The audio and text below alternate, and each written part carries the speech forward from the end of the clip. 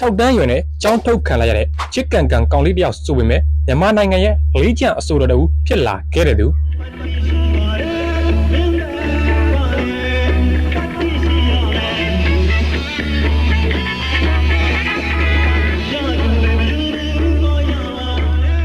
မောင်မကန်စိတ်နဲ့စိတ်မြန်လက်မြန်ရှိပြီးမဲစတေရှိုးတချို့မှာခိုက်ရန်ဖြစ်ပွားခဲ့မှုတဲ့အဆိုတော်တနာကျင်နာတဲ့စိတ်အရင်ကန်ရှိပြီးအများသူငါကိုကူညီတတ်လို့လူချစ်လူခင်ပေါ်တယ်လို့သတ်မှတ်ခြင်းခံခဲ့ရတဲ့တာကေတာသာ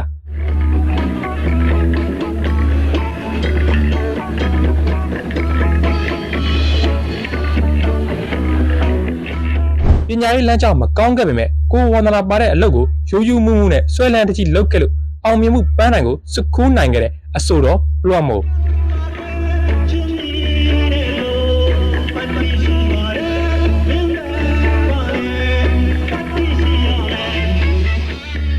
လွှမ်းမိုးရဲလို့ဖြစ်မလာခင်စိုးစိုးဘဝနဲ့1954ခုနှစ်ဇွန်လ29ရက်နေ့မှာရန်ကုန်အလုံမြို့နယ်ကကွင်းချောင်းလမ်းမှာမွေးဖွားခဲ့ပါတယ်။နောက်ပိုင်းမှာတော့မိဘအများကတာကေတာကိုပြောင်းရွှေ့ခဲ့တဲ့ပြအတူလိုက်ပါနေထိုင်ခဲ့ရပါတယ်။တာကေတာကျောင်းရောက်မှာတော့စိတ်မြန်လက်မှန်သမားစိုးစိုးဟာတခြားကျောင်းသားတွေနဲ့ခိုက်ရန်ဖြစ်ပွားခဲ့ပြီး6 တန်းနဲ့ကျောင်းထုတ်ခံလိုက်ရပါတယ်။ဒီလိုနဲ့စိုးစိုးဟာလမ်းဘေးခီတာသမားတစ်ယောက်ဖြစ်လာခဲ့ပြီးညဘက်မှာခီတာတီအချင်းဆိုကြတဲ့စိုးစိုးနဲ့တငယ်ချင်းများကိုတာကေတာလူကြီးများကကြည့်မရဖြစ်လာခဲ့ပါတယ်။ပညာရေးနောက်ကိုမလိုက်တော့ပဲဝါသနာနောက်ကိုသာလိုက်ခဲ့တဲ့စိုးစိုးဟာခီတာတင်ဆရာကိုပီတာစီမှာပညာသင်ယူခဲ့ပြီးဘဲကင်းဆိုတဲ့ T1 အဖွဲ့မှာလက်ဂီတာသမားနဲ့ဂီတာမှုဖြစ်တာဝန်ယူခဲ့ပါတယ်။အဲ့နောက်ပိုင်းမှာတော့ကြီးမြင့်တိုင်းဘဲ Professional T1 စန္ဒယာချစ်မောင်ကြီးဒါဘဲ Agent T1 ဒီမှာလည်းလက်ဂီတာမှုဖြစ်ပါဝင်ခဲ့ပူးပါတယ်။1985ခုနှစ်အရောက်မှာတော့တာကေတာစိုးစိုးကိုရန်ကုန်မြို့ဩစတြေးလျတန်ရုံးမှာလောက်ကိုင်နေတဲ့မဘေဘီဆိုတဲ့အမျိုးသမီးက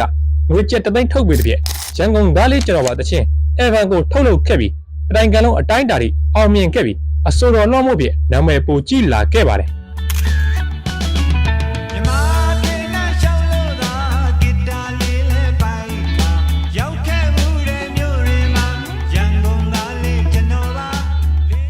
အဲ့နောက်ပိုင်းမှာတော့လွှမ်းမိုးရွယ်လို့မသိသူမရှိဖြစ်ခဲ့ကရှိုးဝဲတွေကိုမနာတဲ့ပြီးဆိုခဲ့ရပြီးမအေးကိုချစ်လို့ပါလူပြောက်ကြော်ညာနီနီညွညွကိုကိုဆရာမအစရှိတဲ့တချင်းများအပြင်အလဘန်မောင်းများစွာကိုလည်းထုတ်လုပ်နိုင်ခဲ့ပါတယ်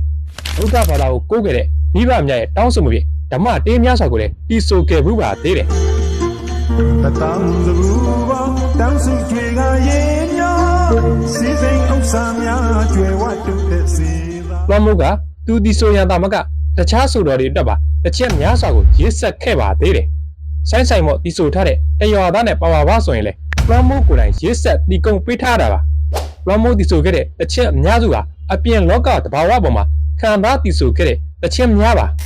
ဥပမာနီနီညိုညိုကိုကိုတစ်ချက်ဆိုရင်တောင်ငူမြို့ကမိတ်ဆွေအမွှာညီမအကြောင်းပါဆရာမတစ်ချက်ကတော့ငငယ်ကစိုးစိုးဘဝကဂီတကိုဝါသနာပါခဲ့ပုံကိုအခြေခံပြီးရေးဆက်တီဆိုခဲ့တာပါလွှမ်းမိုးရဲ့တစ်ချက်တွေထဲမှာကျွန်တော်အကြိုက်ဆုံးတစ်ချက်ကတော့တရေးဆရာစူးရွေးပေးတဲ့ဟင်းသာတို့ရဲ့နန်းတော်ရှိတစ်ချက်ပဲဖြစ်ပါတယ်နန်းတော်ရှိမခွဲနိုင်တော့ဘူးမပြန်ချင်ပါဘူးဟင်းသာရေ